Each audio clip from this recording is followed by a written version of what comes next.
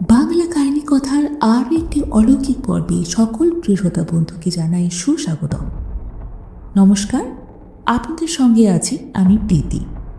আজকে আপনাদের জন্য নিয়ে এসেছি লেখক শিবরাম চক্রবর্তীর লেখা ভৌতিক গল্প।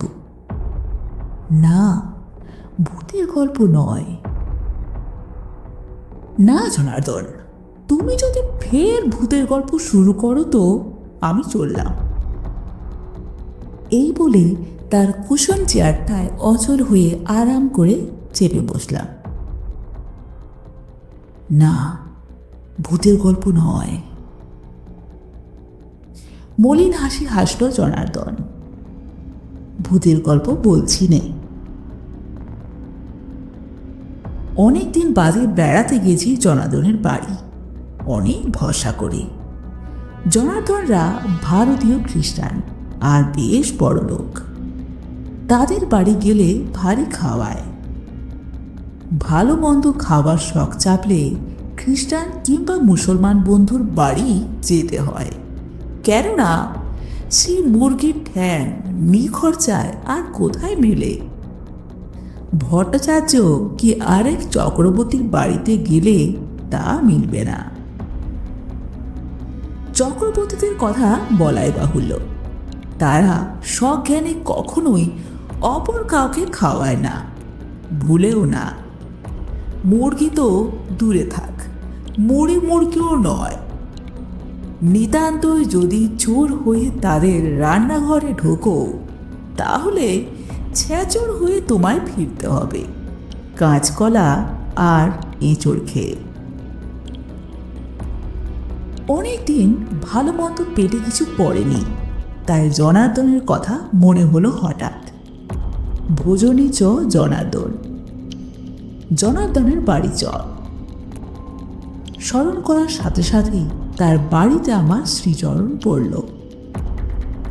বাড়িতে তার কেউ ছিল না তখন, বোধহয় সিনেমায় কিংবা আর কোথাও গেছে। জনার্দন একাই বসেছিল ড্রয়িং রুম আলো করে, একটু ম্লান মুখেই বসেছিল যেন। আমি গিয়ে বসেছি। বসে বসে তাদের ডিনারে যোগ দেওয়ার কথাটা কি করে পারা যায় ভাবছি মনে মনে। সে বলল, চক্রবর্তী, তুমি ভূত দেখেছ কখনো? না না, ভূতের কথা নয়। আজকে উঠেছি আমি। ওসব কথা পারলে আমি উঠে যাব। ভূতে আমার বড্ড ভয়।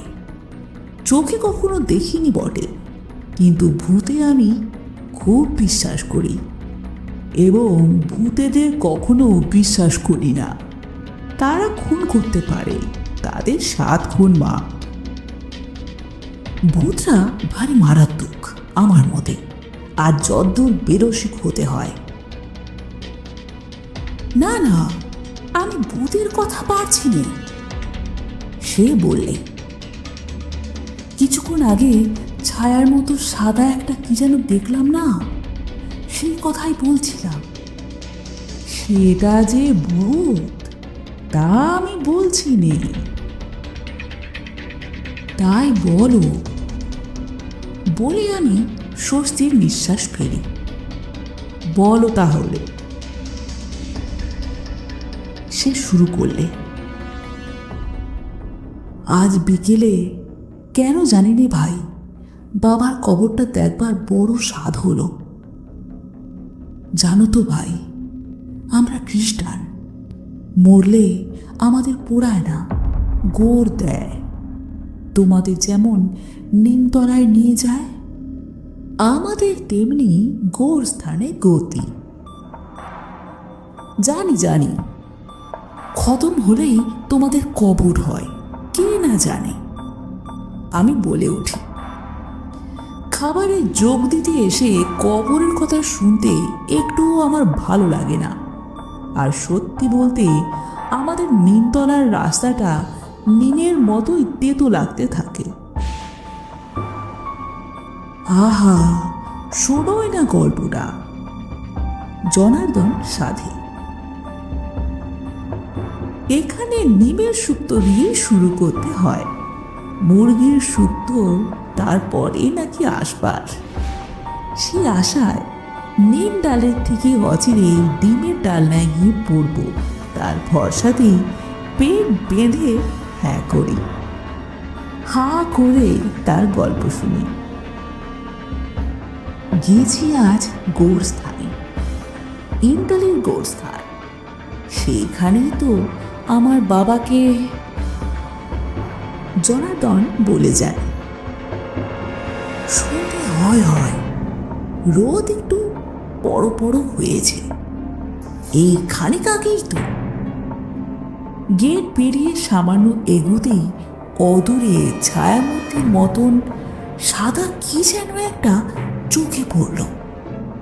দেখেই না একটা কবরের পাথরের আড়ালে আমি গা ঢাকা দিয়েছি। ছায়ামূর্তির মতন সাদা, তার মানে? আমি জানতে চাইলাম, সেটা কি কোনো ভূত টুত? কথাটা সে কানে তোলে না, আপন মনেই বলতে থাকে। গা ঢাকা দিয়ে দেখছি ছায়ামূর্তিটা কি করে, নড়ে চড়ে কিনা। কিন্তু না, নড়বার তার নামটিই নেই। কিন্তু সেই মূর্তিটা, সেটা কি? আবার আমার প্রশ্নবান। আমি ভালো করে লুকোলাম পাথরটার আড়ালে, যাতে সেই ছায়ামূর্তিটা আমাকে দেখতে না পায়। চোখও আর বেশ উঁচু, মাথার দিকটা গোলাকার। আমি জিজ্ঞেস করলাম, সেই ছায়ামূর্তিটার? না না, কবরের মাথার সেই পাথরটার কথাই বলছি, যার আড়ালে আমি লুকিয়েছিলাম। কিছুটা গোল, কিছুটা ট্যাবড়ানো মতন। ঠান্ডা জল দাও তো এক গ্লাস, আমি বললাম। গড়িয়ে খাও বলে সে কুঁজো দেখিয়ে দিলে। বেশ বড় এক গ্লাসে জল গড়িয়ে নিলাম, রাখলাম আমার সামনে টিপয়ে। এমনিতেই আমার জল তেষ্টা অগাধ, তার উপরে গোরস্থানের গল্পে গলা শুকিয়ে যেন কাঠ হয়ে এসেছিল। ওদিকে জনার্দন তার গল্প জারি রেখেছে।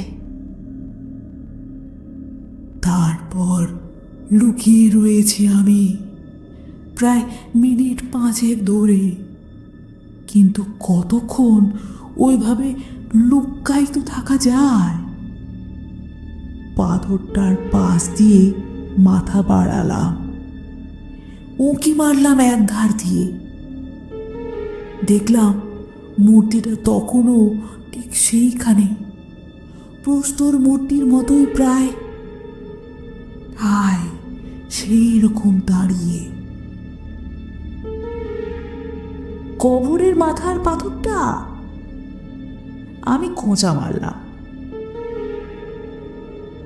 না না, সেই সাদা মূর্তি। তারপর মনে হলো মূর্তিটা যেন একটু নড়ল, আসতে লাগলো আমার দিকে। আবার আমি গা ঢাকা দিলাম পাথরটার আড়ালে। ভয়ে আমি কাঠ হয়ে গেছি তখন। কাঠ হবার কথাই বলে আমি কাষ্ঠ হাসি হেসে আর এক ঢোক জল গিললাম। আরো মিনিট 5 কাটলো, কিন্তু আসতে দেখলাম না কাউকে। তখন সাহস করে আবার আমি উঁকি মারলাম। দেখলাম সেই সাদা মূর্তিটা সেইখানে দাঁড়িয়ে। কোনখানে? একটা গাছের সামনে, ঠিক তার সামনেটায়। কিরকম দেখতে? সেই গাছটা? জনার্দন জিজ্ঞেস করে। কেমন আবার? গাছটা যেমন হয়ে থাকে, ডালপালা সমন্বিত, তার চেহারার আবার কি বর্ণনা দেব? গাছ কখনো দেখোনি নাকি? না না, তোমার সেই সাদা মূর্তি গো। আমার সিধে জবাব। প্রাচীনকালের পাদ্রীদের মতোই অবিকল, সেই রকম ঢিলে ঢালা পোশাক পরনে, ধপধপে সাদা। তারপর ক্রমে ক্রমে সব আমার চোখে পড়ল। তার মুখ, চোখ, হাত, পা, যেমন সেই যুগের পাদ্রীদের চেহারা ছবিতে দেখেছি। দেখে মনে হলো আজকের নয়, 400 বছর আগেকার পাদ্রী। বললাম না তোমায় যে ভূতের গল্প আমায় বলো না। আমি কোকি উঠি। আমি ভারী ভয় খাই ওতে। আমার হার্ট ট্রাবল আছে তার উপর। জনার্দন জানালো, না, সে ভূত নয়। জনার্দন তারপরেও বেশ দৃঢ় স্বরেই বলল, ভূত নয় সে কখনোই। ভূত নয়? না, মোটেই না, একটি পাদ্রী, বলছি তো। তাই বলো, বলে আমি হাঁপ ছাড়ি। জনার্দন ওদিকে আবার তার গল্প শুরু করেছে, কিন্তু এদিকে আমি ঘেমে নিয়ে উঠেছি। সেই পাদ্রীকে দেখে চেঁচিয়ে উঠব কি দৌড় লাগাবো কিচ্ছু ঠিক পাচ্ছি নে। কে যেন স্ক্রু দিয়ে আমাকে এঁটে দিয়েছে মাটির সঙ্গে। নড়বার আমার শক্তি নেই একটু, এক চুলো না। ও, সে যে কি ভয়ানক অবস্থা! জনার্দন ঢোক গেলে, আর আমি এদিকে ঢক ঢক করে জল খাই, আর গ্লাস। অন্যদিকে জনার্দন আবার তার গল্প শুরু করল। মেয়েরই মাথার দয়ায় পাদ্রীটা তারপর চলতে শুরু করলো। চলে গেল সেখান থেকে, দূরে গিয়ে অদৃশ্য হয়ে গেল। তারপর স্ক্রুপগুলো আলগা হলে। কিসের স্ক্রুপ? আমি জিজ্ঞেস করি। শুনলে কি চৈতন? জনার্দন বলে, সেই স্ক্রু যা মাটির সঙ্গে আমাকে এঁটে রেখেছিল এতক্ষণ। ও, আমি আর একবার জল খাই। জনার্দন বলে চলল, আমি তখন পাদ্রীটা যেদিকে গিয়েছিল সেই দিকে যেতে লাগলাম। কেন জানি না, কিসের এক অদৃশ্য টানে কে যেন তার দিকে টেনে নিয়ে চলল আমায়। তাকে বড় করে চলেছি। এমন সময়ে হঠাৎ সে হাওয়া। ফের তাকে দেখতে পেলাম, আবার দূরে আর একটা কবরের কাছে দাঁড়িয়ে। মনে হলো যেন কবরটা ফুঁড়েই সে উঠল। সেই রকমই যেন আমি দেখলাম। আমি জানালাম জনার্দনকে, না, ভূতের গল্প আমি শুনবো না, কিছুতেই না। না না, ভূত কোথায়? আশ্বাস দিল জনার্দন। স্পষ্ট দেখলাম তাকে মাটি ফুঁড়ে উঠতে, তবে সেটা চোখের ভ্রম হতে পারে। তার তারপর দেখলাম তাকে চলে যেতে। ধীরে ধীরে কবরের ধার ঘেঁষে এগিয়ে তার মাথার পাথরখানার ভেতর দিয়ে তাকে চলে যেতে দেখলাম। আমি অবাক হয়ে জনার্দনকে জিজ্ঞেস করলাম, কি বললে? কবরের পাথরটা মাথায় করে নিয়ে গেল? জনার্দন অসুস্থ গলায় বলে, না না, পাথরের মাথার ভেতরে সেঁধিয়ে তার ভেতর দিয়ে চলে গেল। স্বচ্ছন্দে সে পাথরটার পাশ কাটিয়ে যেতে পারত, কিন্তু কি রুচি তার না গিয়ে শটান সেই পাথর ভেদ করে যেন এফোর ওফোর করে বেরিয়ে গেল পাদ্রিটা। কিন্তু আমি আর ভয় পেলাম না, ফলো করে চললাম পাদ্রিকে। পাদ্রিটা আস্তে আস্তে আর একটা কবরের কাছে গিয়ে দাঁড়ালো। কি যেন পড়তে লাগলো তার পাথরে খোদকারিতে। তারপর সে সেই কবরের মধ্যে ঢুকে গেল, মাটির তলায় আস্তে আস্তে, যেমন করে চোরাবালির মধ্যে লোকে ডুবে যায় তেমনি করেই সে নেমে গেল। না না, ভূত নয়, ভূতের গল্প না। আমি চেঁচিয়ে উঠি, ভূতের গল্প তুমি আমায় বলো না জনার্দন। জনার্দন বলে, না, ভূতের গল্প নয়, ভূতের কোনো কথাই না। তারপর শোনো না আমি কি করলাম। গেলাম সেই কবরটার কাছে, যেখানে গিয়ে পাদ্রিটা অমন করে উবে গেল হঠাৎ। হ্যাঁ হ্যাঁ, আমি শুনেছি, আর বেশি ব্যাখ্যা করে বলতে হবে না। জনার্দন তবু থামে না, সে বলে চলে, তখন চাঁদ উঠেছে আকাশে। আমি কবরটার মাথায় গিয়ে দাঁড়ালাম। পাদ্রিটা ঠিক যেখানে দাঁড়িয়েছিল।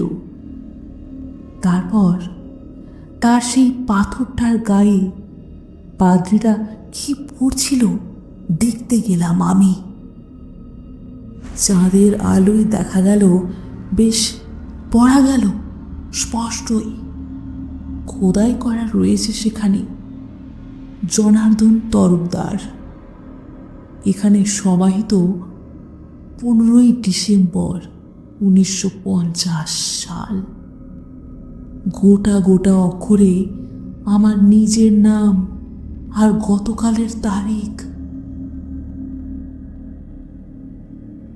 বলেছি না, ভূতের গল্প শুনতে আমি রাজি নই। আমি না বলে পারি না, একটু রূঢ় কণ্ঠেই বলি, বলতে বাধ্য হই এবার। আর তুমি খালি খালি আমার কাছে সেই ভূতের কথাই পড়ছ। না, ভূত নয়, জনার্দন ম্লান মুখে জানায়। আমি হলপ করে বলতে পারি, ভূত নয়। আমি অবাক হয়ে জিজ্ঞেস করি, ভূত নয় তাহলে কি? তাহলে কে?